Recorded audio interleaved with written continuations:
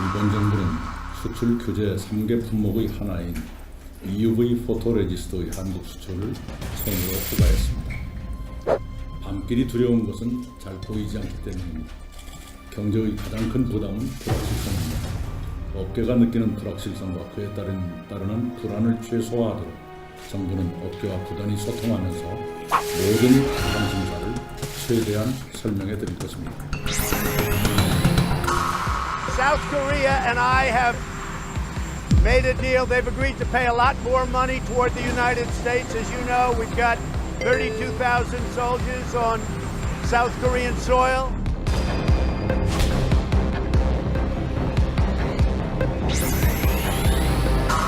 오늘은 모두 발언은 없이 이렇게 스케치만 한 다음에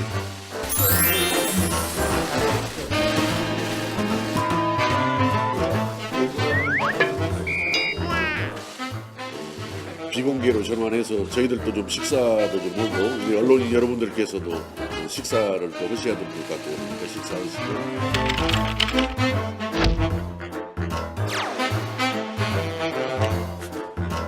오늘 회의는 아마 민주평화당 소속 대한정치연대로서는 마지막 회의가 될 것 같습니다. 자, 오늘 준비한 소식은 여기까지입니다. 어제 시청률 생각만큼 좀 높지 않아가지고 도와주십시오.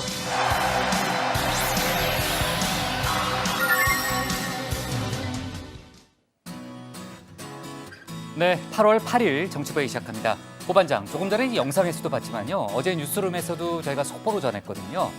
지금 방위비 분담금 협상을 시작하기도 전인데 트럼프 대통령이 돈을 한국이 더 내기로 했다. 이렇게 단정적인 발언을 했죠. 네, 그렇습니다. 일단 지금 마크 에스퍼 미국 국방장관이 취임 후 처음으로 우리나라를 오늘 찾게 됐는데 잠시 후에 오는 거죠. 예, 그렇습니다. 네. 내일 정경두 장관과 국방장관 회담이 예정되어 있습니다. 근데 네. 지금 말씀하신 대로 이 트럼프 대통령이 직접 방위비 분담금 좀 압박에 나선 만큼 네. 아마 내일 회담에서도 이 부분이 집중적으로 나올 것 같습니다. 아니 근데 돈을 더 받기를 기대한다도 아니고 돈을 더 내기로 했다는 건 좀 경우가 안 맞는 거 아니에요? 일종의 기선제압 아닌가 싶은데 이따 트럼프식 발제해서. 협상 전술이다 그 얘기인 예, 거죠? 네, 좋습니다. 최 반장, 네. 윤석열 검찰총장이요. 어제 오늘 정치권을 쭉 돌았잖아요. 오늘 황교안 한국당 대표를 만났다면서요? 네, 오전에 황교안 대표, 오후에 나경원 원내대표를 만났는데요. 둘 다 만났어요? 네, 황교안 네. 대표는 검찰 선배이기도 하잖아요. 이 윤석열 총장에게 이번 검찰 인사가 좀 편향된 것 같다라고 지적을 했고요. 나경원 원내대표 같은 경우에는 역시 법조계는 후배입니다. 그러나 나 원내대표가 한국당이 고발한 사건에 대해서 그 결과가 좀 아쉽다라면서 좀 유감을 표명을 했는데요. 패스트트랙 수사 말하는 거죠? 그것 이외에 이제 다른 여러 거, 이제 고소고발전이 기존에? 많았는데 그게 처리 결과를 보니 한국당 입장에서는 좀 아쉬웠다라면서 좀 유감을 표명을 했습니다. 관련해서 윤 총장은 좋은 지적 새겨 듣겠다. 앞으로 야당 의원들이 걱정하는 그런 우려 나오지 않도록 정치적 중립성을 잘 지키겠다라고 했습니다. 좋습니다. 우리 들어가서 얘기 좀 이어갑시다. 갑시다.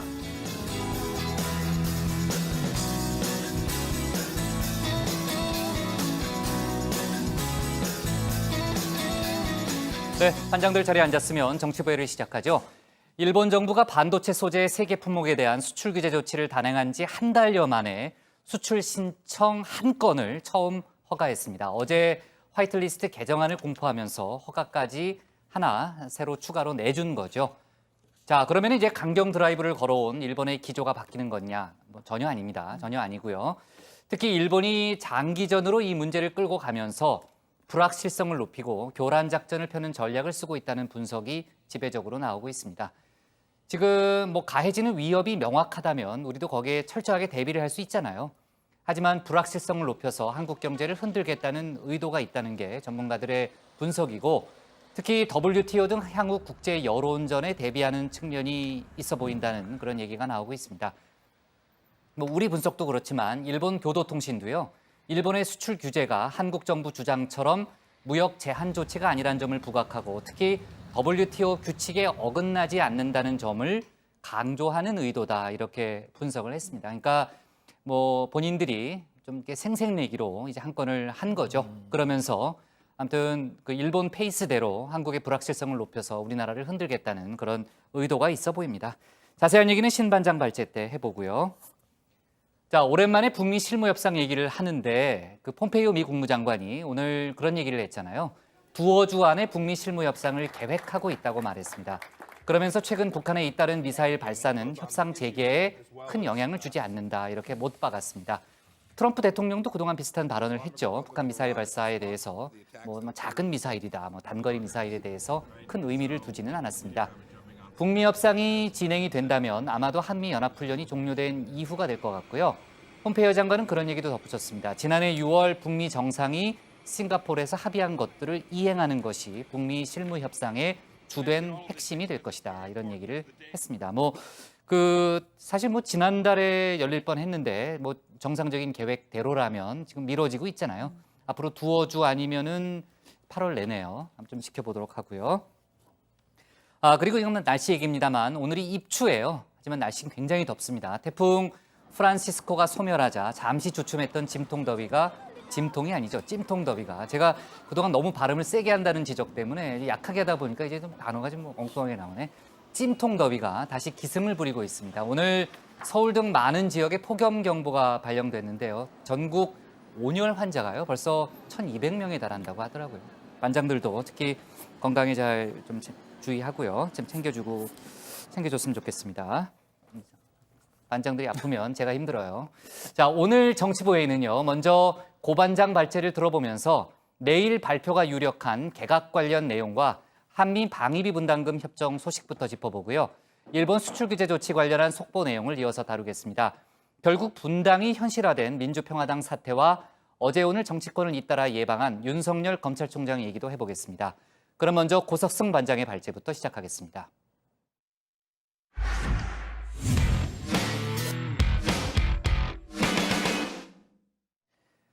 문재인 대통령이 아마도 내일 개각을 단행할 걸로 보입니다. 당초 예상보다는 조금 줄어들어서 67곳을 교체하는 중폭 인사가 될 가능성이 큽니다.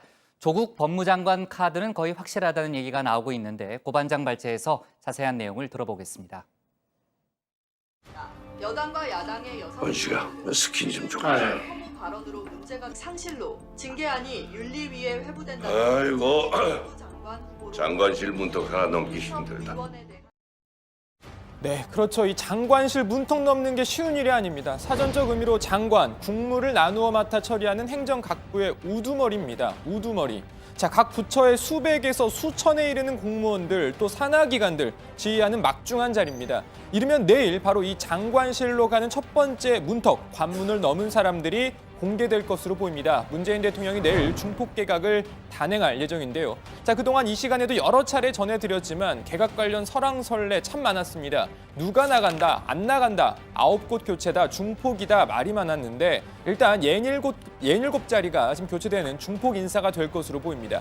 예상되는 개각 대상 한번 보시겠습니다. 자, 중앙부처에선 법무부, 농림축산식품부, 여성가족부 장관이 새로 임명될 것으로 보이고요. 장관급 자리 중에선 이미 공석인 공정거래위원회 또 현 위원장이 사의를 밝힌 금융위원회, 방송통신위원회 수장도 새로 임명될 예정입니다. 자, 여기에 몇몇 부처가 변수로 남아 있어서 최소 이렇게 6, 최대 7자리 정도가 포함될 것으로 보입니다.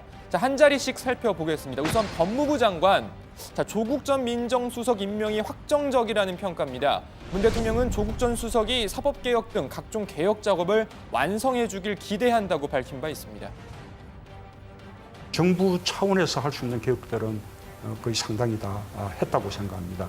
이제 법제화하는 과정이 남아 있는데 그런 작업까지 성공적으로 이렇게 맞춰주기를 저는 바라고 있습니다.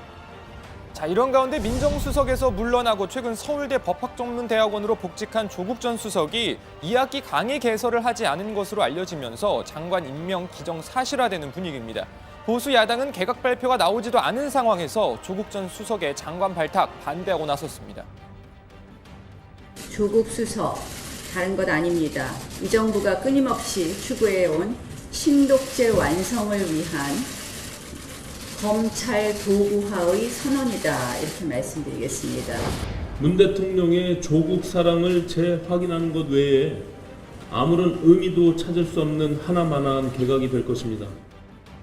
자, 하마평만으로 조국 전 수석 장관 임명을 기정사실화하고 반대의 입장 내놓은 보수 야당들과 달리 민주당 등은 별다른 입장을 밝히지 않았습니다. 자, 참고로 자칭 타칭 정치 구단 박지원 의원은 조국 전 수석의 법무부 장관 발탁은 물론 대통령 후보 가능성까지 언급한 바 있죠. 법무장관 갑니다. 120% 갑니다. 제가 간다면 가요. 조국 수석이 법무부 장관으로 와서 진두지휘를 해야 된다. 당당히 나와서 이 개혁을 성공시키는 것이 촛불혁명의 완수의 길이다. 대한민국 국민들에게 인지도가 가장 높아졌어요. 저는 이런 식으로 나가면은 대통령 후보도 가능하다. 이렇게 봅니다. 자, 그리고 농림축산식품부와 여성가족부 장관에는 각각 김현수 전 차관, 또 홍미영 전 인천 부평구청장이 유력한 것으로 전해졌습니다. 김상조 전 위원장의 청와대 정책실장 발탁으로 공석이 된 공정거래위원장에는 조성욱 서울대 경영대 교수 발탁 가능성이 높고요. 금융위원장에는 은성수 수출입은행장이, 또 방송통신위원장에는 표한수 시사인 대표가 각각 유력하게 거론되고 있습니다. 자, 그리고 그동안 교체가 유력한 것으로 거론되었던 보건복지부 장관은 당분간 박능우 장관 체제가 유지될 것으로 보입니다. 후임 장관으로 유력하게 검토됐던 김수현 전 정책실장이 총선 출마 쪽으로 방향을 틀었다는 이야기가 나오고 있는데요. 좀 더 구체적으로 이해찬 민주당 대표가 직접 청와대에 김수현 전 실장의 대구 경북 TK 지역 출마를 강력 요청했다는 이야기도 들립니다. 자, 아무튼 이런 상황을 일찌감치 알고 있었던 건지 교체 이야기가 한참 나올 때인 지난달 중순 박능우 장관은 기자간담회에서 이렇게 이야기했습니다. 개각 관련 보도의 80에서 90%는 사실 무근입니다. 이건 자신 있게 말할 수 있습니다. 장관은 오늘이라도 그만두라면 그만둬야 하지만 개인적 의견으로는 연말에도 간담회를 할 수 있을 것 같습니다. 자, 또 보수 야당 등에서 줄기차게 교체를 주장해온 정경두 국방부 장관과 강경화 외교부 장관 등 외교안보 라인도 최근 각종 현안 대응의 연속성을 고려해서 유임될 것으로 보입니다. 또 지난 3월 개각 당시에 후보자들의 낙마로 유임된 김현미 국토교통부 장관과 유영민 과학기술정보통신부 장관 역시 이번 개각 대상에서 빠진 것으로 전해졌습니다. 두 사람 모두 내년 총선 출마가 유력하기 때문에 이번 개각에서 빠지더라도 올 연말 안으로 교체될 가능성이 큽니다. 자, 그리고 들어가서 좀 더 전해드릴 소식인데 먼저 짤막하게 정리부터 해보겠습니다. 트럼프 미국 대통령이 우리나라를 콕 집어서 방위비 분담금을 올리기로 했다고 말했습니다. 자, 최근 미국이 우리나라의 현재 분담금의 5배 많은 50억 달러를 요구하기로 했다, 이런 보도가 있었는데요. 자, 트럼프 대통령 정확한 액수를 말하지 않았지만 한국에 더 많은 돈을 요구할 것임을 분명히 했습니다. South Korea and I have made a deal. They've agreed to pay a lot more money toward the United States. As you know, we've got 32,000 soldiers on South Korean soil, and we've been helping them for about 82 years. And we get nothing. We get virtually nothing. And 네, 트럼프 대통령은 합의를 했다고 했지만 정작 우리 정부는 아직 협상을 시작하지도 않았다라고 분명하게 밝혔습니다. 결국 트럼프 대통령 특유의 협상 전 기선잡기 아니냐, 이런 분석도 나오고 있는데요. 들어가서 보다 자세히 전해드리겠습니다. 일단 오늘 발제 이렇게 정리합니다. 문 대통령 이르면 내일 중폭 개각 단행.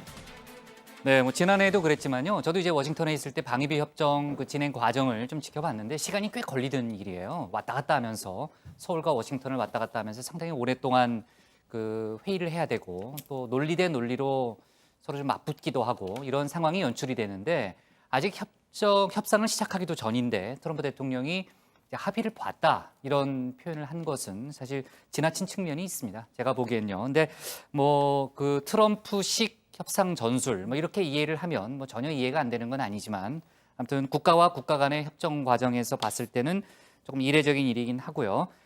자, 트럼프 대통령이 어제 트위터에 갑자기 그러니까 방위비 분담금 문제를 언급해서 이게 이슈가 시작된 거죠. 예, 뭐 방금 보신 대로 저렇게 헬기 앞에서 얘기도 했고 트위터에도 비슷한 내용의 글을 올렸습니다. 한국이 북한으로부터 우리가 자신들을 보호해주는 대가로 꽤 많은 돈을 더 내는데 동의했다. 아예 그냥 기정사실화를 해버렸습니다. 자, 지난 수십 년간 미국은 한국으로부터 매우 적은 돈을 받아왔다. 하지만 지난해 내 요청으로 9억 9천만 달러를 냈다. 면서 미국에 대한 한국의 지출을 더 늘리기 위한 협상이 시작됐다. 한국은 매우 잘 사는 나라로 이제는 미국이 제공하는 군사 방위에 기여하려는 의무감을 느끼고 있다. 그러면서도 양국 관계는 매우 좋다. 또 이런 얘기도 했네요. 자, 트럼프 대통령의 발언 내용을 쭉 보면요. 미국이 우리나라를 82년간 도왔다, 이런 대목이 있는데 최 반장은 맞아요? 82년? 뭐 트럼프 대통령의 특유의 그 과장된 화법, 뭐 그동안 여러 차례 논란도 있긴 했었는데 이번에도 마찬가지인 것 같습니다. 사실 뭐 이 82년이라는 시간이 뭐 도대체 어떻게 나온 건지 확인이 어려운데요. 사실 82년 전이면 1930년대 후반부터 우리나라를 도왔다는 이야기인데 뭐 아시겠지만 일제 강점기 시절이었습니다. 광복과 함께 미군 정청이 설치된 것을 기준으로 해도 뭐 사실관계가 맞지 않고요. 이 주한미군 규모도 트럼프 대통령은 32,000명이라고 언급을 했었는데 실제로는 28,000명 안팎으로 추정이 되고 있습니다. 네. 자, 우리 외교부 입장은 아직 협상을 시작하지 않았다라는 거잖아요. 지금 트럼프 대통령이 갑자기 선수를 친 이유를 어떻게 봐야 됩니까? 일단 뭐 우리 정부 말대로 아직 방위비 분담금 협상은 개시되지 않은 상황입니다. 지난 협상에서 이 갱신 기간을 통상 3년에서 5년이었던 걸 1년 단위로 바꿨기 때문에 곧 협상을 하긴 해야 합니다.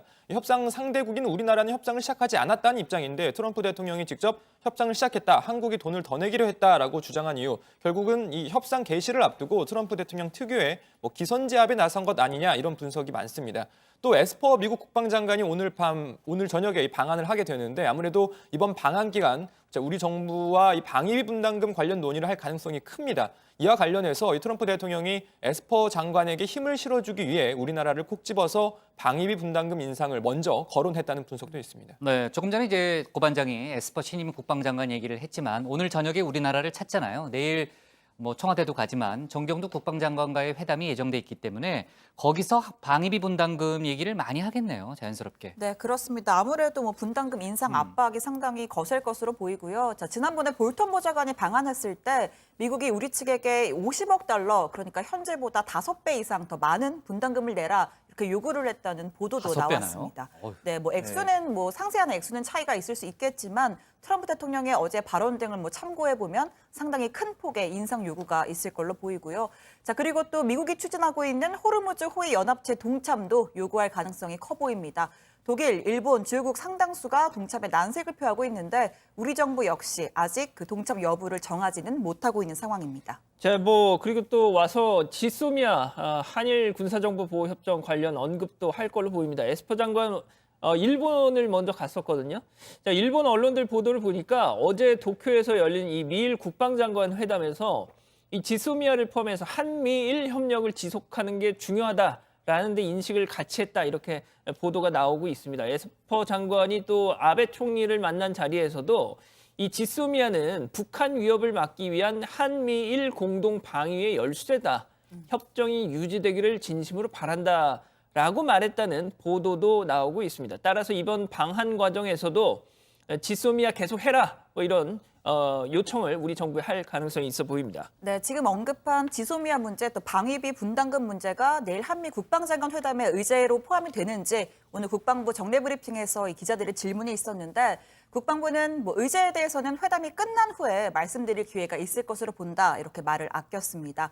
그리고 일각에서는 미국의 중거리 미사일 아시아 배치 가능성 등을 뭐 연결지어서 뭐 관련 내용도 다뤄지느냐라는 분석도 나오고 있는데 국방부는 미사일 배치는 회담 의제가 아니다라고 분명하게 밝혔습니다. 네, 자 이건 뭐 정치 얘기는 아닌데요. 대만에서 오늘 새벽에 지진이 발생했다면서요? 네, 오늘 대만 북동부에 위치한 이 도시 이란 인근 해역에서 오늘 새벽 5시 28분 규모 6.0의 지진이 발생을 했습니다. 자, 이번 지진으로 인한 흔들림이 대만 전역에서 감지가 됐다고 합니다. 이 수도 타이페이에서도 전철 운행이 잠시 중단이 되고 또 일부 지역에서는 정전 사태까지 발생을 했다고 하고요. 대만 기상당국은 앞으로 일주일 동안 규모 6.0 이상의 여진이 또 이어질 가능성이 있을 것으로 보고 있다고 합니다. 네. 자, 좋습니다. 개각 얘기는 지금 내일이 일단 유력하지만 뭐 혹시 연기될 수도 있잖아요. 그렇죠? 네. 다만 광복절 전에는 반드시 할 거다 이런 얘기가 나오고 있고요. 자, 오늘 기사 제목은 이렇게 정하겠습니다. 문 대통령 이르면 내일 67곳 맞나? 67곳 중폭 개각으로 제목을 잡겠습니다. 다음은 신혜원 반장의 발제를 들어보겠습니다.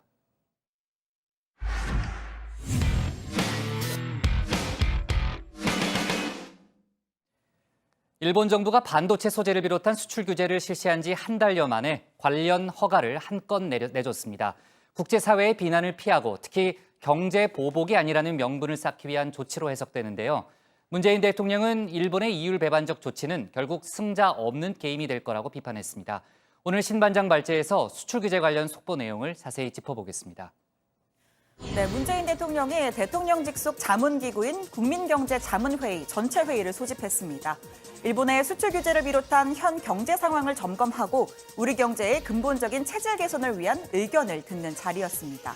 자, 이재민 자문회의 부위원장은 일본의 경제보복 조치의 이면에 한일 간 수직 분업 체계로 가려는 의도가 있다고 진단했습니다. 개도국 중에서 선진국으로 변신한 유일한 나라가 되었습니다. 그렇게 된 데는 1965년 한일 국교 정상화가 일부 도움이 된 것이 사실입니다. 당시 일본 당국자는 한일 간의 수직 분업 체제를 만들고 그것을 지속하겠다는 의도를 가지고 있었습니다. 그러나 한국은 우회 많은 분야에서 일본을 따라잡고 추월할 수 있었습니다. 지금 아베의 일본은 바로 그 의도하지 않은 결과를 되돌리려 하고 있다고 볼 수 있습니다. 네, 이에 문 대통령은 일본이야말로 자유무역 질서의 혜택을 가장 많이 본 나라이자 필요할 때는 자유무역주의를 적극 주장해온 나라라고 했습니다. 따라서 일본의 조치는 매우 이율배반적이고 결국 일본을 포함해 승자 없는 게임이 될 거라고 강조했습니다.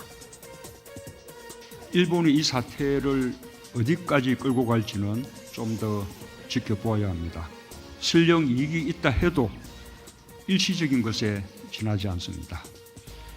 결국은 일본 자신을 포함한 모두가 피해자가 되는 승자 없는 게임입니다.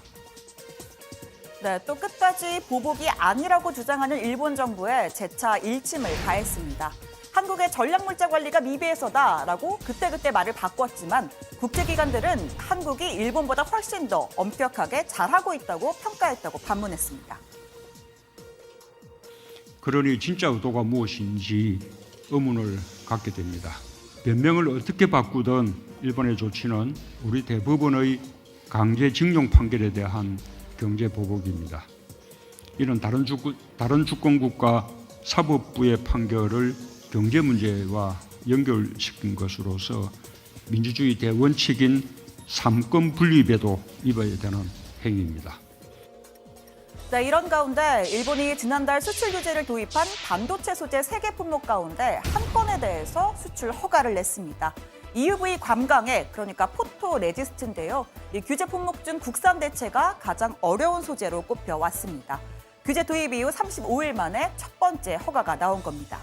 자, 결과만 놓고 보면 좀 숨통이 트이는가 싶지만 일본 정부의 설명을 들으니 그 숨은 의도가 분명하게 드러납니다.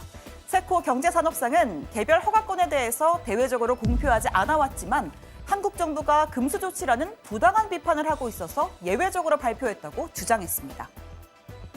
厳正な審査を経まして安全保障上懸念がない取引であるということが確認できた最初の案件につきましてすでに輸出許可を付与しているところであります。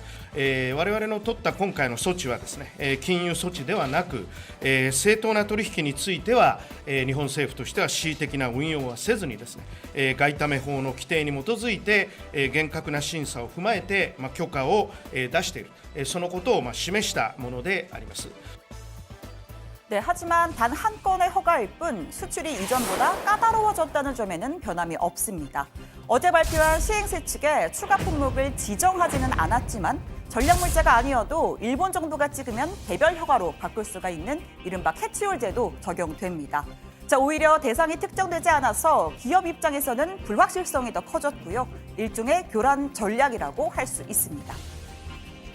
밤길이 두려운 것은 잘 보이지 않기 때문입니다. 경제의 가장 큰 부담은 불확실성입니다. 업계가 느끼는 불확실성과 그에 따르는 불안을 최소화하도록 정부는 업계와 부단히 소통하면서 모든 관심사를 최대한 설명해 드릴 것입니다. 자, 일본 최대의 예술제라고 하죠. 아이치 트리엔날레에서는 소녀상이 사라졌지만 내가 소녀상이다를 외치는 사람들이 하나둘씩 늘고 있습니다. 이 빈 의자를 나란히 둔 채 손을 가지런히 모아 앉은 모습. 평화의 소녀상, 표현의 부자유, 위안부 등의 해시태그가 세계 각국의 언어로 달렸습니다. 일본의 전시 중단 조치로 소녀상은 표현의 자유라는 가치를 돌아보게 하는 새로운 상징이 됐습니다.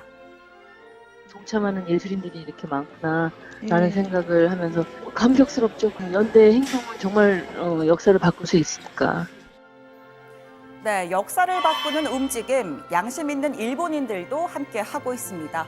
이번 정시 중단 훨씬 전부터 시작된 용기 있는 움직임인데요. 자, 일본의 한 시민단체 도카이 행동이 올해 초부터 이 작은 평화의 소녀상을 확장하는 캠페인 벌이고 있습니다. 가로 세로 13cm, 손가락 한 뼘 크기의 이 미니어처 소녀상을 의미 있는 장소 또는 일상 속 한가운데에 놓고 사진을 찍어서 올리는 겁니다. 자, 8개월간 120여 장의 사진이 모였고요. 이 단체는 표현의 자유를 억압하는 분위기인 일본 사회에서 이 사진을 찍어 공개하는 용기를 낸 것이다라고 설명했습니다. 자, 그리고 이 아이치 트리엔넬라에 소녀상 철거 안 하면 휘발유통 갖고 전시 방해하겠다 협박문을 보낸 50대 남성이 일본 경찰에 붙잡혔습니다. 자, 경찰은 문제의 팩스가 아이치현의 한 편의점에서 보내졌다는 걸 확인한 뒤에 CCTV 조사를 벌였고요. 결국 59살 회사원 호타 슈지를 용의자로 체포했습니다. 경찰 조사에서 혐의를 모두 인정했다고 합니다. 자, 오늘 청와대 발제 이렇게 정리합니다. 일본 한 달 만에 반도체 소재 한 건 수출 허가, 의도된 명분 쌓기입니다. 네, 그 소녀상 전시 관련한 협박범이 잡혔군요. 그 59살에 그 59살의 회사원이다. 왜요? 59라고 또 얘기해가지고요.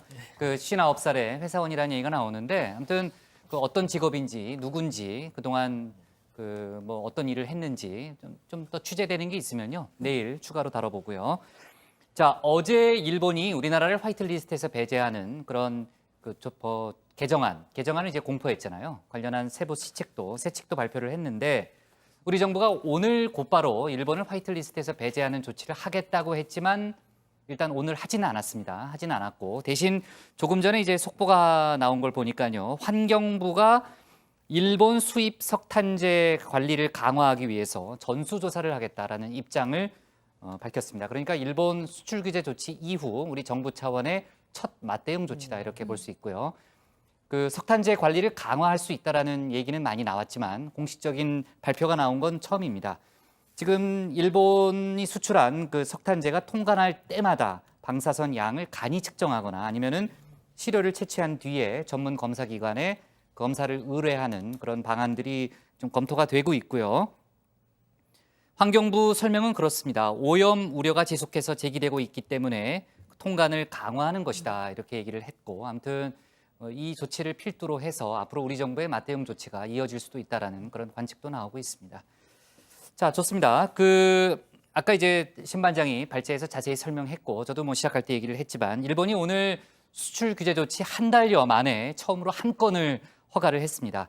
하지만 그 의미에 대해서 저희가 이제 과대하게 저희가 받아들일 필요는 없을 것 같고, 문재인 대통령도 여전히 불확실성은 살아있다 이렇게 신중론을 펼쳤죠. 양 반장. 예, 국민경제자문회의 앞서 발제해서 보신 대로 문재인 대통령 이 회의를 주재하면서 100분 가까이 진행이 됐습니다. 첫 규제가 나왔을 때부터 정부는 최악의 상황을 상정하고 단기 대책, 장기 대책 준비하고 발표해 왔다. 물론 일본이 수출 규제를 하지 않을 수도 있고 그러다 보면 이 실제 피해가 없을 수도 있지만, 그럼에도 불구하고 변하지 않는 것은 불확실성이 여전히 살아있다는 점이다, 이렇게 문 대통령 강조를 했습니다. 네, 그러니까 불확실성을 노리는 거죠. 그러니까 그저께 아베 총리의 발언, 또 어제 스가 관방장관의 발언도 저희가 봤지만 본질적으로 일본이 바뀐 건 전혀 없잖아요. 발언의 기조도 전혀 바뀌지 않았고, 결국 우리는 일본의 조치 하나하나에 저희가 따라가기보다는 신중하게 대처해야 한다라는 게 정부의 입장이라고 봐야 되는 거죠. 그래서 문 대통령 발언을 좀 더 소개를 해드리면, 일본이 이 사태를 어디까지 끌고 갈지는 좀 더 지켜봐야 한다라면서요. 일본의 조치 이율배반적이고 결국은 일본 자신을 포함한 모두가 피해자가 되는 승자 없는 게임이다, 이렇게 지적을 했습니다. 또 이 외교적 노력 병행하면서 수입선도 다변화하고 자립도를 높일 수 있는 계기로 삼을 것이다, 라고 했습니다. 네, 어제 신반장이 간단히는 설명했지만요, 문재인 대통령이 국산 부품화, 부품 국산화죠. 부품 국산화에 성공한 우리 기업을 방문하기도 했잖아요. 네, 그 차세대 먹거리 사업 중 하나인 이 로봇 부품과 관련한 회사였습니다. 문재인 대통령이 이 기술력이 한 나라를 먹여 살린다면서 이 임진왜란 때 도공 이야기를 꺼냈는데요. 그 장면 한번 보시죠. 지난 한 50년간 그 일본 기업이 그냥 독점적 지위를 차지하고 있던 그런 제품을 10년 정도의 시간을 소요해서 거쳐서 결국은 해내고 말았습니다. 앞으로는 일본 제품을 능가하는 그런 제품을 만들 수 있을 것이라 지금 생각하고 있습니다. 임진왜란 때 일본이 가장 탐을 냈던 것도 우리의 도예가 그리고 도공들이었다고 합니다. 우리가 식민지와 전쟁을 겪으면서도 우리 경제를 발전시킬 수 있었던 원동력도 바로 기술력입니다. SBB의 기술 기준이 대한민국의 표준이 되고 세계의 표준이 되는 것입니다. 한 내년 그 정도에는 우리가 그런 소식도 함께 듣게 되었으면 좋겠다고 그렇게 생각합니다. 네, 오늘 일본이 수출 허가 한 건을 내린 것, 그리고 어제 시행 세칙에 추가 규제 품목을 추가로 설정하지 않은 것 등은 일종의 교란 작전으로 보는 그런 시각이 많은 거죠. 네, 그렇습니다. 시행 세칙에 추가 품목을 지정하진 않았지만 전략 물자가 아니어도 일본 정부가 찍으면 개별 허가로 바꿀 수 있는 이른바 캐치홀 규제도 적용이 됩니다. 대책을 마련하는 입장에서는 혼선이 더 생길 수도 있는 겁니다. 자, 그러면서 일본은 그것 봐라, 금지나 보복이 아니다, 심사에서 허가를 해주지 않냐, 이렇게 억지 정당화를 시키고 있는 상황인 겁니다. 원래 이 개별 승인권은 따로 공표를 안 하는 건데 한국 정부가 부당한 비판을 하고 있어서 발표하게 됐다, 이런 주장까지 내놓고 있습니다. 그러니까요. 말도 안 되는 생색내기 아닙니까? 네, 그리고 거기서 그치지 않았고요. 또 언제든 문제가 있다면 규제 품목 확대할 수 있다, 이런 으름장까지 놨습니다. 자, 이 부분은 세코 경제산업상 이야기를 직접 들어보겠습니다. 厳格なチェックを行っていく中でですね、3品目以外も、個別的、具体的な、不適切事例が、出てくればですね、当該品目について、個別許可申請の対象に追加することも含めてですね。 네, 부적절한 사안이 발생했을 경우라고 전제를 붙이긴 했지만 사실 맨 처음 세계 품목 규제 대상으로 지정할 때도 어떤 사안이 발생했는지 명확하게 밝힌 거 하나도 없었습니다. 그때 개별 기업에 관련된 사항이라면서 답을 얼버무렸고요. 따라서 이 발언은 한일 갈등의 양상에 따라서 언제든지 추가 규제 카드를 꺼내 들 수 있다는 의미로 보입니다. 네, 그러니까 아까도 제가 간단히 얘기했지만요. 우리가 일본을 화이트리스트에서 배제하기로 원래 오늘 하기로 했잖아요. 그 방침은 유예한 거죠? 예, 그렇습니다. 당초에 오늘 이 열린 국정현안 점검 조정회의에서 일본을 한국의 전략물자 수출 우대국, 우리의 화이트리스트죠. 여기서 빼는 안건을 의결할 예정이었는데 일본이 앞서 소개해드린 대로 표면적으로는 약간의 좀 수위 조절을 하는 모습을 보이고 있지 않습니까? 아무튼 일본이 이렇게 불확실성 전략으로 나온다면 우리도 패를 다 보여줄 필요는 없다, 이렇게 의견이 모아졌다고 하고요. 그러니까 한마디로 상황 변화에 따라 시체말로 케바케 전략을 취하겠다, 이런 건데 국장 케바케 아시죠? 케바케가 뭐죠? 케바케가 뭐예요? 모르시나요? 몰라요. 네. 뭔데요? 케바케? 역시 여기서 지천명이 나오는 건가요? 그래요? 또 나이 얘기하려고요? 그렇죠. 지금 50대들 굉장히 화나 있어요. 네. 겨우 달래고 있어요. 양반장 그렇게 나쁜 저는 사람, 아무튼 그렇게 나쁜 사람은 아니다. 내가 네. 겨우 달래고 저는 있거든요. 국장을 존경합니다. 알았습니다. 그럼 이때 존경하지 마, 딱 그러셨어야죠. 존경하지 마. 이때 국회 발제 때 다시 한번 보죠 뭐. 알겠습니다. 네. 자, 아베 정부가요. 케바케. 죄송합니다. 케바케가 뭐예요? 케바케는 우리 중에 제일 젊은 또 뭔데요? 케이스 바이 케이스. 케이스 상황에 바이 따라 케이스. 맞춰서 하겠다. 이런 게 우리 그러니까 많이 정부의 대응 전략입니다. 쓰는 용어예요? 케바케라고? 그렇죠. 그래요? 네. 알았습니다. 자, 아베 정부가 후쿠시마 원전에 쌓인 방사능 오염수 100만 톤을 바다에 방류할 계획이라는 주장이 나왔고요. 그러니까 그린피스가 제기한 거죠, 이 주장은? 네, 그린피스 수석 원자력 전문가인 숀 버니가 일본 정부가 방사성 오염수 100톤 이상을 태평양에 방류하려고 한다라고 지금 주장을 했습니다. 이 오염수가 해류를 타고 순환을 해서 특히 이 한국이 방사능 물질 노출 위험에 처할 수 있을 것이라고도 했는데요. 2011년 동일본 대지진이 발생했을 때 일본은 원자료 주변 흙을 얼려서 만든 빙벽으로 이 지하수 유입을 막으려 했습니다. 하지만 이런저런 틈으로 비하수가 흘러 들어와서 방사능 물질에 오염이 돼서 다시 흘러나간 거고요. 자, 이렇게 쌓인 오염수가 111만 톤에 달한다는 겁니다. 자, 그린피스는 일본이 내년 도쿄올림픽 이전에 이 오염수 처리 방식을 최종적으로 결정할 것으로 보고 이 방류 계획을 폐기하라라고 요구하고 있습니다. 네. 자, 그렇고요. 지금 아마 한일 갈등 관련해서는요. 미국이 한일 갈등에 계속 관여할 거다. 이런 얘기도 있더라고요. 네, 그렇습니다. 마크 네퍼 미 국무부 동아태 부차관보가 미국은 이 문제에 계속 관여할 것이며 우리의 두 동맹국 간의 대화를 촉진할 준비가 돼 있다라고 말했습니다. 특히 이 한미일 3개국 사이의 생산적이고 건설적인 관계는 북한과 러시아, 중국이 제기한 공동의 도전에 직면해 있는 이 시기에 필요하다라고 강조했고요. 최근 러시아와 중국이 동해상에서 벌인 이 도발을 3개국에 대한 직접적 도전이자 한일 관계에서 최근 마찰을 이용하려는 시도다라고 평가하기도 했습니다. 자, 이어서 최근 몇 달간 한일 양국 간 신뢰를 손상시킨 정치적 결정에 대해서 일정한 성찰이 필요하다라고도 말했습니다. 네. 자, 그리고 이건 뭐 정치 뉴스는 아니지만 조금 전에 들어온 속보인데요. 지난번에 그 쇼트트랙 국가대표 선수들 간에 그 훈련 중에 암벽 훈련 중에 그 바지를 내린 그런 사건이 있었잖아요. 그래서 그 남자 선수들 포함해서 전부 이제 선수촌에서 뭐 물러난 적도 있었는데 그 성희롱 논란의 당사자인 쇼트트랙 이묘준 선수에게 조금 전에 자격정지 1년의 징계가 내려졌다고 하네요. 지금 세계 랭킹 1위라고 그러네요. 올 시즌은 물론 다음 시즌 국가대표 선발전에 나설 수 없다는 거고요. 그러니까 2020년 8월 7일까지 선수로서 활동을 할 수 없게 됐습니다. 연맹이 조금 전에 대한빙상경기연맹이 조금 전에 보도 자료를 냈고요. 거기에 임효준이란 또 이름도 명시했다고 하네요. 네, 좋습니다. 오늘 청와대 발제 이렇게 정리할게요. 일본 한 달 만에 반도체 소재 수출 한 건 허가로 제목을 잡겠습니다. 다음은 양원보 반장의 발제를 들어보겠습니다.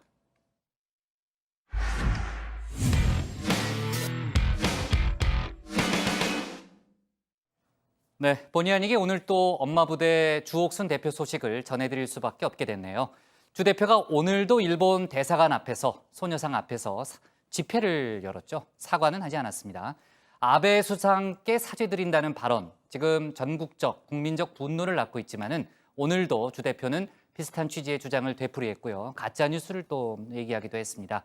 오늘 집회 과정에서 크고 작은 충돌도 있었는데 양 반장 발제에서 관련 소식과 다른 정치권 뉴스를 함께 정리해 보겠습니다. 예, 그렇습니다. 일단 오늘 발제 보시기 전에 미리 당부 말씀 좀 드리겠습니다. 분노주의, 열받음주의. 예, 준비되셨죠? 자, 갑니다. 자, 엄마부대 봉사단 주옥순 대표 오늘 오전 11시 35분쯤 이렇게 회원들과 함께 일본 대사관 앞에 나타났습니다. 솔직히 오늘이 5번째 집회였지만 그동안 노 관심이었죠. 하지만 바로 이 발언. 아베 수상님, 국민의 한 사람으로서 진심으로 사죄드립니다. 자, 이 발언이 전국적 파장을 낳으면서 오늘 집회 장소 그야말로 보시는 것처럼 이렇게 인산인해를 이루었습니다. 자, 하지만요, 덮어주시죠. 시작부터 쉽지 않았습니다. 인터넷 신문 서울의 소리 백은종 대표, 내가 주옥순을 응징하겠다라면서 여기저기 저렇게 찾아 나선 겁니다. 그 장면을 저렇게 유튜브로 실시간 중계를 했는데, 자, 바로 그 순간 엄마부대 회원들과 함께 지나가는 주 대표를 발견하자 고성과 함께 달려듭니다. 이렇게요.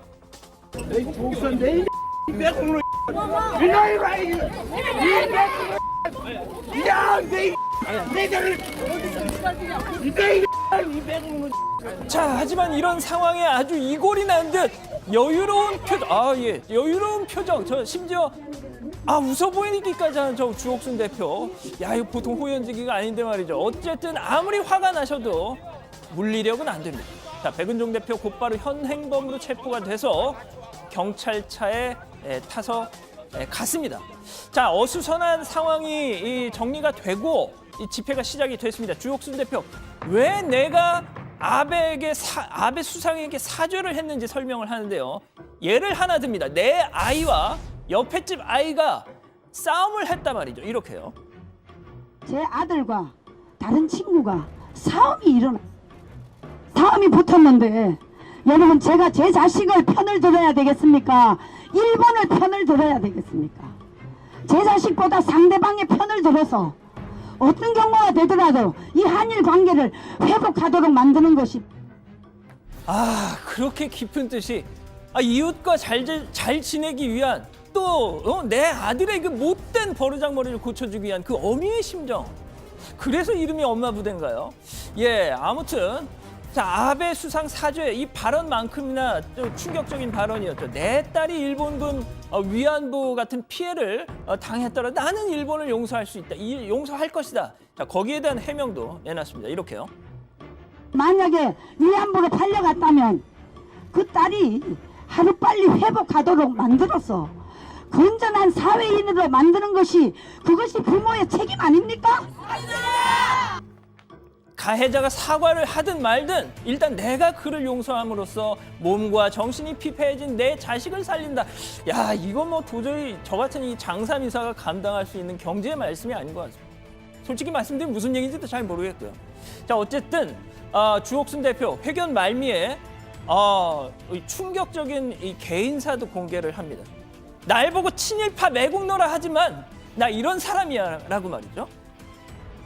저는 아버지가 강제징용 갔다 오셔서 몸이 많이 안 좋아지셔서 이렇게 병신같이 돼가지고 오셨거든요. 저희 아버지가 일본말을 하면요, 저를 막 때렸어요. 일본말 쓰지 말라고. 아, 그런 또 가족사가 있었군요. 그렇다면 주옥순 대표의 최근 행보, 혹시 어린 시절 뭐 트라우마에 대한 반발 심리, 뭐 반동으로 해석해야 되는 걸까요? 이건 뭐 국장의 이 심리학적 분석이 좀 필요해 보입니다. 뭐 그냥 어쨌든 참담할 따름입니다. 자, 이런 가운데요, 정말 귀한 뉴스도 있습니다. 일본의 세계적인 팝 아트 작가 나라 요시토모, 혹시 아십니까? 이 악동 캐릭터로 되게 유명한 작가죠. 이 나라 요시토모 씨 어제 트위터에요, 한국만큼 법과 정의가 통하는 나라가 없다, 또 어디냐 한 겁니다. 3년 전 자신이 이 한국의 한 화장품 회사가 자기의 아까 그 보신 이 악동 캐릭터를 도용을 해가지고 한국 법원에 소송을 냈는데, 글쎄 한국 법원 100% 자신의 손을 들어줬다는 겁니다. 그 순간 한국에선 정말 이 법은 곧 정의다라고 느꼈다라는 겁니다. 뭔가 앞의 뉴스와는 또 전혀 대비되는 그런 소식이었네요. 자, 다음 소식입니다.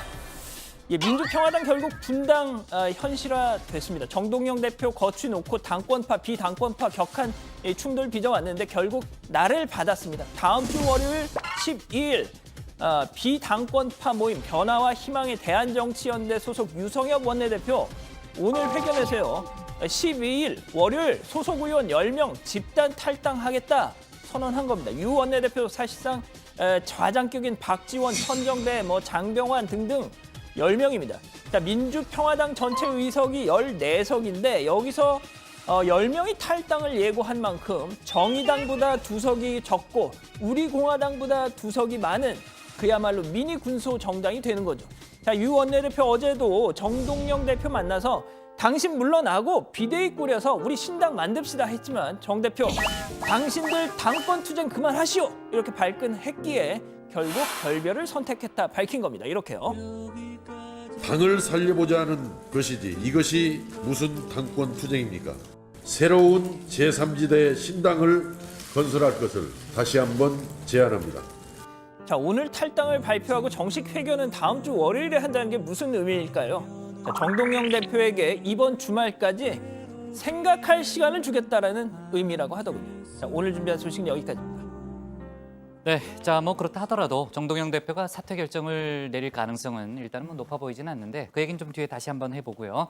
어제 자유한국당 나경원 원내대표의 유승민 러브콜 그 발언도 그랬고 파장이 상당히 컸잖아요. 어제 저희가 다뤘지만 오늘 민주평화당 분당 사태도 그렇고 아무래도 내년 총선을 앞두고 정계 개편 바람이 불어온다 이런 느낌이 절로 들고요.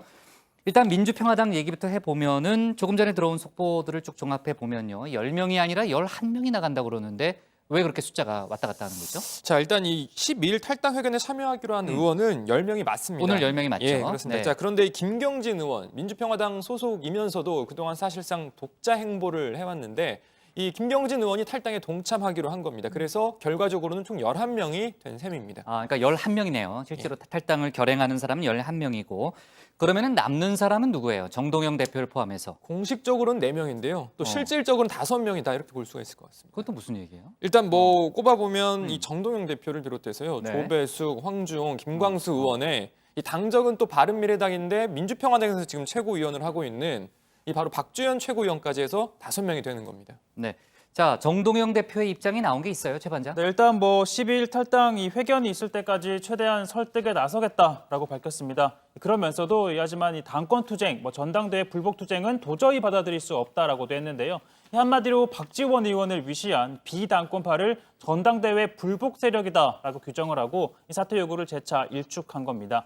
자, 하지만 이 정동영 대표를 둘러싼 환경 녹록지 않아 보이는데요. 일단 잔류를 선언한 아까 말했던 조배숙, 황주홍 의원 중에서도 이탈자가 나올 수 있다는 전망 나오고 있습니다. 아까 유성애 원내대표가 제3지대 신당인가요? 제3지대 신당이라는 표현을 여러 번 반복했었는데 누구하고 결합한다는 거예요? 내심 이 바른미래당 내에 있는 호남계 의원들의 합류를 바라고 있는 겁니다. 이 바른미래당 내 호남계 의원들 그리고 또 호남계 무소속 의원들의 합류를 통해서 원내 교섭단체 만들겠다 이런 걸 목표로 삼고 있는 건데 당장은 쉽지 않아 보입니다. 바른미래당 상황 아시다시피 지금 내분 사태 때문에 역시 셈법이 굉장히 복잡하고요. 따라서 당장 행동에 나서기는 좀 어려운 상황이라는 겁니다. 네, 바른미래당 얘기가 나왔으니까요. 어제 저희가 얘기했던 나경원 한국당 원내대표가 유승민 의원과 함께하고 싶다 이런 얘기를 했죠. 그 러브콜 관련한 파장이 어제도 상당히 컸고 그 여진이 오늘도 이어지고 있는 거죠. 네, 그렇습니다. 당내 찬반 의견이 계속 갈리고 있는데 일단 오늘 한국당의 비박계 김영우 의원 이렇게 얘기했습니다. 안철수, 유승민과 손잡고 보수 세력을 개편해야 한다면서 나경원 원내대표 말에 힘을 실어준 거죠. 자, 반면에 유승민 의원 측은 이 한국당의 이런 계속되는 러브콜이 다소 부담스러운 분위기입니다. 손학규 대표에게 트집 잡힐 거리만 준다 이렇게 보고 있는 거고요. 하태경 의원, 나 원내대표의 러브콜 발언은 결국 손학규 대표만 도와주는 꼴이다라면서 불쾌감을 드러내기도 했습니다. 그리고 또 화를 내는 쪽에 하나가 더 있습니다. 우리 공화당 아니에요 혹시? 그렇죠. 맞아요. 역시 지천명의 지혜. 아니, 네. 그건 누구나 아는 거 아니에요? 그렇습니다. 우리공화당의 조원진 대표, 이 한국당이 유승민 의원과 합친다면 한국당과 상종을 않겠다 이렇게 선언을 했고요. 탄핵 주역과 손잡지 않겠다 이런 의미로 보입니다. 예, 그리고 우리 공화당 얘기가 나왔으니까 좀 소개를 해드리는데 제가 엊그제 이 우리 공화당이 당비 모금에 나섰다는 소식 전해드리면서 이 천막 농성에 참여하는 당원들의 이 식사 비용 때문에 재정에 부담이 좀 되는 거 아니냐라는 세간의 분석을 전해드렸는데. 도시락은 당에서 주는 게 아니라 자비 부담이다라는 연락을 우리 공화당 당원 분께 제가 받았습니다. 그 내용을 좀 전해드리죠. 네, 자 엄마부대 주옥순 대표 얘기 아까 했지만 조금만 더 해볼게요. 오늘 집회에서 한 얘기를 쭉 종합해 보면요, 한마디로 문재인 대통령이 아베 총리에게 사과를 해야 한다. 그렇게 요약할 수 있는 거 아니에요? 네, 그렇습니다. 문재인 정부가 먼저 한일 청구권 협정을 위배했기 때문에 일본에 아베 총리에게 사과하라 이런 주장인 겁니다. 자, 이 주옥순 대표, 문재인 정부가 어렵게 도출한 종군 위안부 관련 합의를 일방적으로 파기하고 이미 배상이 끝난 1965년 협정을 뒤집었다. 이것은 일본에 대한 고의적 도발 행위다라고 주장을 한 겁니다. 자, 과거에 일본이 침략한 건 잘못됐지만 과거에 매여 언제까지 일본과 싸우느냐 이런 주장도 내놨습니다. 네, 일단 사실관계도 많이 틀린 그런 주장인데 시민들 반발도 거셌죠, 아주 제발. 네, 주옥순 대표와 또 엄마부대 회원들에게 매국노라고 고함을 질렀고요. 또 한 남성은 기자회견 장소에 들어서는 주 대표에게 항의하면서 밀가루가 든 봉지를 던지기도 했습니다. 또 앞서 발제에서 보신 대로 인터넷 신문 대표는 이 주 대표를 밀쳤다가 또 현행범으로 체포가 되기도 했고요. 그뿐만 아니고 일부 시민들은 국가보안법 위반 또 형법상 여적 혐의로 이 주 대표를 검찰에 고발하기도 했습니다. 네. 자, 그렇고요. 그러니까 여적 혐의는 국가보안법 위반 혐의네요. 그죠? 그 안에. 그렇죠. 네. 네. 아닌가? 아니요. 아니에요? 형법상 여적입니다. 미안합니다. 네. 자, 그리고요. 서울대학교 학생들 인터넷 커뮤니티에서 2019년 상반기 부끄러운 동문상 투표가 진행 중이다. 이런 소식이 들어와 있는데 결과가 어떻게 됐어요? 예, 지금 인터넷에서도 좀 화제가 되고 있는 기사인데 후보가 14명이랍니다. 참고로 2017년 같은 타이틀의 그 여론 그러니까 설문조사 2017년 부끄러운 동문상 투표 1위가 우병우 전 청와대 민정수석이었다고. 기억나요. 예. 전에 한번 다뤘던 것 같아요. 그렇습니다. 예. 일단 오늘 오후 1시 기준으로요. 이 3천여 명이 넘는 사람 서울대생들이 투표에 참여를 했는데 놀랍게도 조국 전 민정수석이 1,400여 표로 1위를 달리고 있다고 합니다. 유시민 작가가 440여 표인 걸 그 바로 뒤에 440여 표인 걸 감안하면 상당히 좀 차이가 나죠. 그 뒤를 안민석, 이해찬, 나경원, 김진태 의원 이렇게 잇고 있다는데 일단 투표는 9월 6일까지 한 달여 정도 계속된다고 하니까 언제든 순위는 바뀔 수 있겠죠. 네. 자, 그리고 역시 이제 조금 전에 들어온 속보 하나를 보니까요. 양현석 전 YG 엔터테인먼트 총괄 프로듀서가 환치기, 해외 원정 도박 의혹으로 경찰의 내사를 받고 있다라는 얘기고요. 서울지방경찰청이 밝힌 내용입니다. 지금 일요신문인가요? 어디 매체가 보도한 내용을 보면 환치기 금액이 약 13억 정도에 달한다 이런 보도도 나오는데 아직 입건된 상태는 아니지만 수사 중이라는 사실에 대해서는 경찰이 확인을 했다고 하네요. 네, 관련한 속보 내용을 저희가 챙겨야 될 것 같은 생각이 듭니다. 자, 오늘 기사 제목 이렇게 정할게요. 평화당 11명 탈당 예고, 정동영 당권 투쟁일 뿐으로 제목을 잡겠습니다. 다음은 최종혁 관장의 발제를 들어보겠습니다.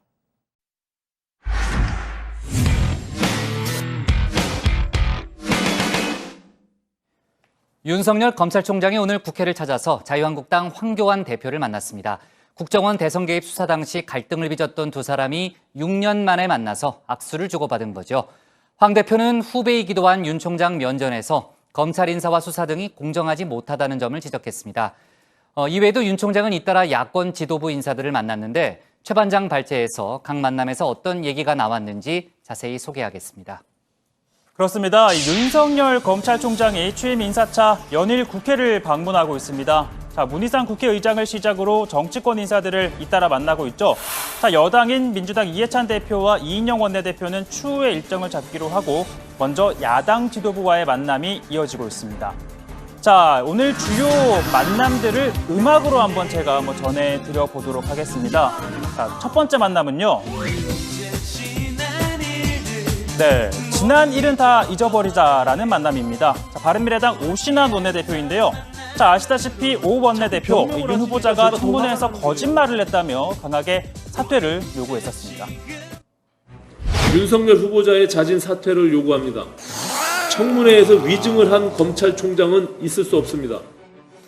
자, 이렇게 강경한 입장이었는데 이번 만남에서는 검찰 본연의 임무를 다하고 이 검찰개혁과 관련해서도 해야 할 일이 많다며 이 검찰총장이 중요한 역할을 해달라고 당부했는데요. 자, 그러면서 윤 총장이 평소 보여준 대로만 하면 된다고 덕담을 건넸습니다.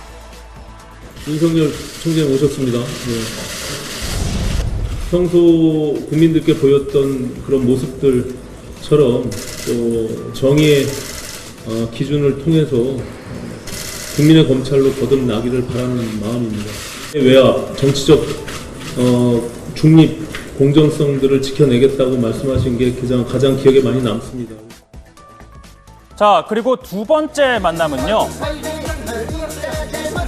네, 어디서부터 잘못됐는지 알 수 없는 만남입니다. 자, 한국당 소속 여상규 법사위원장인데요. 자, 여 위원장 패스트트랙 전국 당시 고발당한 수사 대상자고 윤 총장은 사실상 수사 총지휘자죠.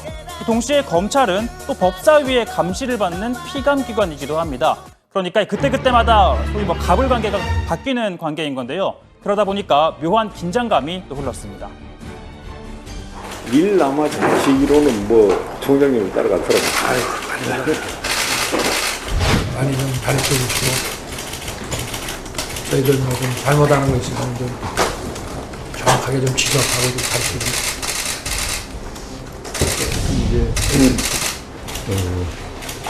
좀 여야 편향되지 않고 정치 중립적으로 잘해주시면 그게 저희 바람입니다. 자, 그리고 그 다음 만남은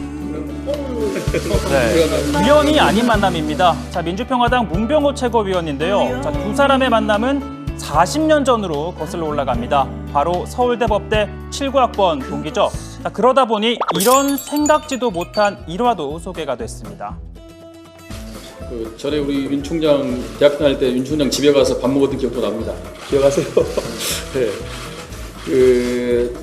윤석열 당시 검사를 국민의당으로 영입하려는 생각을 했었습니다. 그래서 제안도 좀 했었는데 거절당했어요. 근데 새누리당이나 이런 데서도 윤석열 당시 검사를 아마 영입하려고 노력했는데 다 거절하고 오늘날 이 자리에 있게 된 것 같습니다. 자, 만일 윤 총장이 국민의당이든 새누리당이든 당시 정치권의 러브콜을 받아들여 국회의원이 됐거나 혹은 낙선했다면 지금의 검찰수장 자리엔 당연히 없었겠죠. 자, 그러다 보니 이 문 최고위원도 정치권에 발을 들이지 않은 건 참 잘한 결정이라고 평했습니다. 자, 그리고 그 다음 만남. 네, 야속한 사람, 그 사람과의 또 만남입니다. 자, 바로 자유한국당 황교안 대표인데요. 자, 이보다 더 얄궂은 만남이 있을까 싶지만 결국 약속이나 한 듯 이렇게 또 만났습니다. 우리 윤석열 총장을 참 오랜만에 보는데 우리 총장 임명 축하합니다.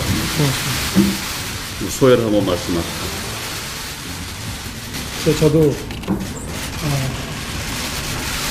법무장관으로 계실 때 뵙고 지금 한 6년 정도, 5, 6년 정도 지난 것 같은데 또 오랜만에 뵈니까 아주 반갑고 좋습니다. 자, 아주 반갑고 좋습니다라고 했지만 뭐 다들 아시죠? 2013년 법무부 장관과 국정원 댓글 수사팀장 관계였습니다. 당시 원세훈 전 국정원장에 대한 구속영장 청구, 또 공직선거법 적용 등을 놓고 갈등을 빚었고 이 윤 총장이 국회에 나와 외압을 폭로하면서 그때부터 소위 악연이 시작이 됐습니다. 법무부에서 이렇게까지 하느냐 하는 그런 생각이 좀 들었고, 수사하는 사람들이 느끼기에 이게 좀 정당하고 합당하지 않고 좀 이게 좀 도가 지나쳤다라고 한다면 수사하는 사람들은 그런 것을 외압이라고 느낍니다. 그것은 신문에 나왔듯이 황교안 법무부 장관하고도 관계가 있는 얘기죠? 무관하지는 않다고 생각합니다. 그렇습니다. 자, 그리고 이렇게 6년 만에 다시 만나게 된 건데요. 황 대표는 연수원 13기로 윤 총장보다는 10년 선배죠. 자, 황 대표, 이 대표적인 공안통, 그리고 윤 총장은 특수통 검사입니다. 황 대표, 이 선배 검사로서 한마디 조언을 하겠다며 이번 검찰 인사 문제를 지적했습니다. 너무 이제 좀 특정 영역에 중요한 보직을 특정 영역의 검사들이 맡고 있는 거 아니냐, 좀 편향적인 한쪽으로 치우쳐져 있는 이런 인사가 된 거 아니냐, 이런 우려가 많이 있습니다. 저희 검찰의 대선배신 우리 대표님께서 그래도 검찰에 대해서 늘 깊은 관심을 가져주시고 신중하게 이렇게 받아들여서 잘 반영을 하도록 그렇게 하겠습니다. 자, 그리고 오늘 발제에서 마지막 만남. 네, 지금 당장 만남입니다. 한국당 나경원 원내대표인데요. 자, 윤석열 검찰총장에 반대했고 조국 법무장관과의 조합을 야당을 탄압하는 석궁열차의 완성이라고 평하기도 했었죠. 조금 전 오후에 만났습니다. 자, 오늘 발제 이렇게 정리하겠습니다. 6년 만에 만난 황교안, 윤석열, 검찰 인사 문제로 신경전입니다. 자, 오늘 보통 이제 상견례 자리에서는 덕담이 많이 오가기 마련인데 황교안 대표와 윤석열 총장의 6년 만의 만남에서는 좀 쓴소리가 많이 나왔네요. 그렇습니다. 한국당 황교안 대표, 윤석열 총장에게 특정 영역의 중요한 보직을 특정 영역의 검사들이 맡고 있는 것 아니냐, 이런 우려가 있다면서 검찰 인사가 편향적이다라고 지적을 했습니다. 자, 아시다시피 이 황교안 대표는 대표적인 공안통 검사, 또 윤 총장은 특수통 검사로 평가를 받고 있는데요. 이번 인사에서 이 특수통 검사들이 전진 배치되고 주요 보직에 이 공안통 검사들이 보이지 않는다, 이런 점을 문제 삼은 것으로 해석이 됩니다. 황교안 대표는 또 보수 쪽에서 고소고발한 사건에 대한 수사가 편향됐다, 이런 주장도 내놨습니다. 정확한 통계를 갖고 있지는 않지만 한 70여 건 된다고 그래요. 그중에 아주 극히 일부 너댓 건 정도가 처리가 됐고 나머지는 사실상 유야무야가 됐다, 이런 얘기를 들어서 과연 그렇다면 전 이게 공정한 수사가 된 거냐 하는 이런 우려들이 좀 적지를 않습니다. 자, 윤 총장 저런 얘기에 대해서 정면 대응을 하지는 않았고요. 그냥 의례적인 인사말만 했습니다. 그래서 보셔서 아시겠지만 한국당을 상징하는 이 붉은색 계열의 넥타이를 메고 왔더라고요. 정말 그러네요. 예. 그래서 회의실에 들어오면서 저렇게 깍듯이 또 인사도 했고요. 황교안 대표에게. 자, 지금은 공당 대표지만 검찰 대선배이신 대표님께서 검찰에 깊은 관심을 가져주시고 좋은 지적해 주셔서 감사드린다. 지적해 주신 말씀 검찰 업무 처리하는 데 신중히 받아들여 반영하겠다 했습니다. 들어보시죠. 앞으로도 검찰에 대해서 좀 깊은 관심과 배려를 가져주셨으면, 많이 도와주셨으면 하는 것이 제 바람입니다. 고맙습니다. 우리 윤 총장 말씀하신 것처럼 검찰에 대한 애정은 여전히 변함이 없습니다.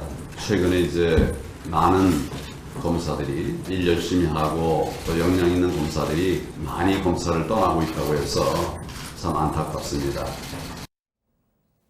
네, 조금 전에 이제 나경원 원내대표와의 만남에서는 어떤 얘기가 나왔어요, 네, 심판장? 나 원내대표는 이 정권 초에 일부 검찰이 집권 세력에게 쏠려 있는 부분이 있었다라면서 국민 전부에게 뒤집어는 검찰로 거듭나기를 기대한다라고 이야기했습니다. 자, 그러면서 대구 장외투쟁 때 일화를 하나 이야기를 했는데 한 촌로가 황교안 대표가 연단에 오르자 뭐 대통령이라고 이야기하고 뭐 자기가 본인 나경원 원내대표에게는 검찰총장이라고 연호를 했는데 좀 좋은 걸 하라고 붙여준 게 검찰총장이었다면서 그만큼 국민들에게 주는 메시지가 중요한 자리인 만큼 잘해주길 부탁한다라고 이야기했습니다. 자, 그러면서 황교안 대표와 마찬가지로 저희가 검찰에 고발한 사건 일부 결과에 대해서 아쉬운 부분이 있다 이렇게 유감을 표하기도 했고요. 자, 이에 대해서 윤 총장은 정치적으로 편향되지 않고 중립성을 지켜 야당의 우려를 불식시킬 수 있도록 노력하겠다라고 답변을 했습니다. 네, 윤석열 총장이 지금 한국당 지도부뿐 아니고 여러 당 관계자들 다 돌았잖아요. 이번 검찰 인사와 관련한 질문도 많이 나왔다면서요? 네, 방금 황교안 대표가 오늘 얘기했듯이 어제 바른미래당 손학규 대표와의 만남에서도 손 대표 역시 검찰 인사 문제점 이렇게 지적을 했습니다.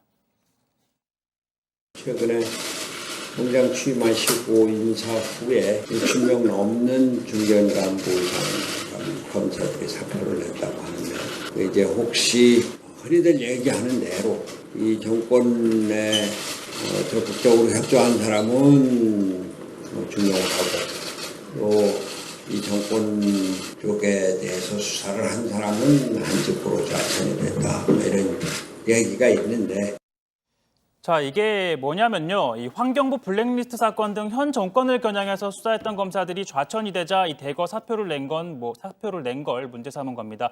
그러나 이 바른미래당 관계자에 따르면 이번 이 비공개 외동에서 윤석열 총장이 관례적으로 총장이 임명되고 나면 40~50명이 사표를 내곤 했다며 이번에도 합리적인 인사라고 말을 했다고 합니다. 또 당시 최이배 정책위 의장이 이 대법원에서 무죄가 확정된 국민의당 리베이트 사건을 거론하며 검찰이 입장을 표명해야 하는 것 아니냐라고 하자 윤 총장 그러지 않아도 이미 인사 조치를 했다라고 답을 했다고 합니다.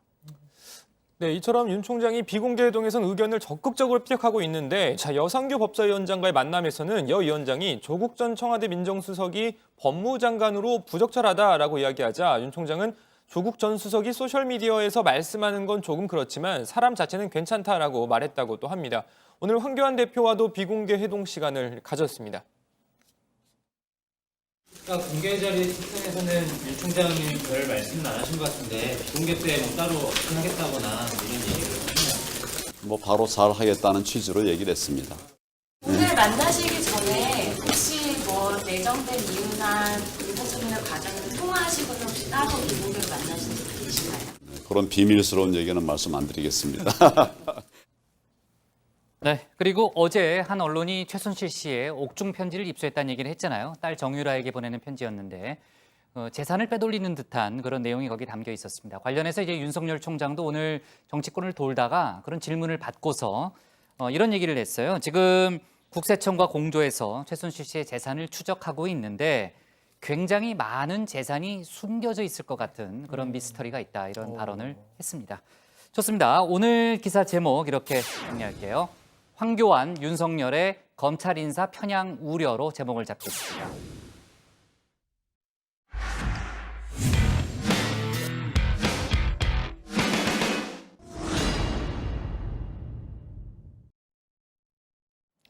안녕하세요. 톡 쏘는 정치의 강정입니다. 오늘 국회에서 더불어민주당 안민석 의원의 주최로 안익태 곡조 애국가 계속 불러야 하나라는 제목의 공청회가 열렸습니다. 친일 행적을 한 안익태 선생이 작곡한 애국가를 국가로 계속 불러야 하느냐라는 문제 제기를 한 자리입니다. 안익태 선생은 우리나라 근대사에서 세계를 무대로 활동한 유명한 서양 음악가입니다. 그러나 일제에 협력한 사실이 드러나 민족문제연구소가 발간한 친일 명단에 그 이름이 올라와 있습니다. 1942년 9월 독일 베를린에서 개최된 만주국 건국 10주년 경축음악회에서 만주 환상곡을 지휘한 것과 1938년 일왕 찬양곡으로 불리는 에텐라쿠를 작곡한 게 근거로 꼽히는데요. 자, 영상 보시면 만주 환상곡을 안익태 선생이 지휘하고 있습니다. 독일인들로 가득 메운 가운데 일본인들로 추정되는 사람들의 모습도 객석에 보이는데요. 무대에 커다란 일장기도 눈에 띕니다. 아시다시피 만주국은 일본이 중국에 세운 괴뢰 정부입니다. 당시 만주에서 무장 독립운동을 하던 우리 독립군을 살상해서 만주에 만들어진 독립군 기지가 파괴될 정도였습니다. 그런 만주국을 찬양하는 노래를 만들었기 때문에 비판을 받고 있는 건데요. 안민석 의원은 국민들이 이 시점에서 애국가를 국가로 인정해야 될지 판단해 주길 바란다고 말했습니다. 예, 지금은 한일 경제 갈등이 고조되고 있고요. 경제 전쟁에서도 우리가 꼭 이겨야 되겠지만 이 기회에 친일 잔재 청산을 해야 될 적기라고 생각을 합니다. 해방된 후에 친일 잔재 청산이 제대로 되었더라 그러면은 안익태의 애국가가 국가로 불려졌을까라는 생각도 해보고요. 그래서 오늘 토론회가 국민들이 객관적 판단을 하는데 도움이 될 수 있기를 기대를 합니다. 한편 오늘 공청회에 발제자로 참석한 이혜영 교수는 지난 1월 안익태 케이스라는 책을 출간했는데요. 안익태 선생이 친나치 행적도 했다고 주장했습니다.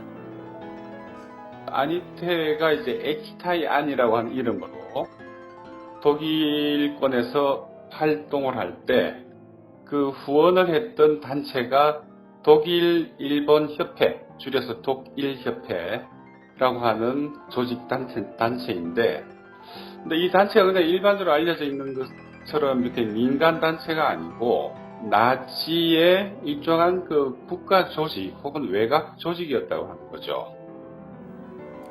하지만 이에 대해서 안익태 기념재단 측은 왜곡이라며 반발하고 있습니다. 여기 안익태의 그 길 스토리라는 책이 나와 있는데요. 저자인 안익태 기념재단의 김영석 연구위원장은 이혜영 교수가 근거로 둔 이른바 호프만 문서가 의혹만 제기하고 증거도 없는데 이를 근거로 안익태 친나치설을 퍼뜨렸다고 주장합니다.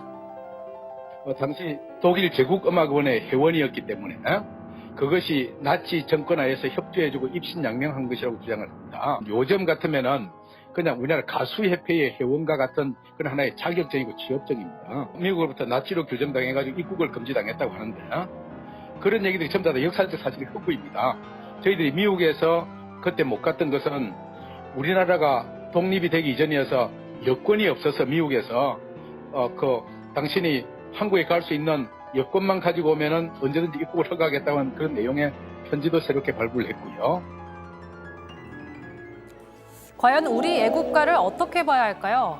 친일 행적을 한 작곡가가 만들었으니 국가로서 인정하면 안 되는 걸까요? 아니면 안익태 선생이 적극적인 친일을 하지 않았고 이미 70년을 불러온 만큼 국가로서 인정을 해야 할까요? 그냥 논란으로만 덮어둘 게 아니라 이제는 좀 더 깊이 고민해봐야 하지 않을까 싶습니다.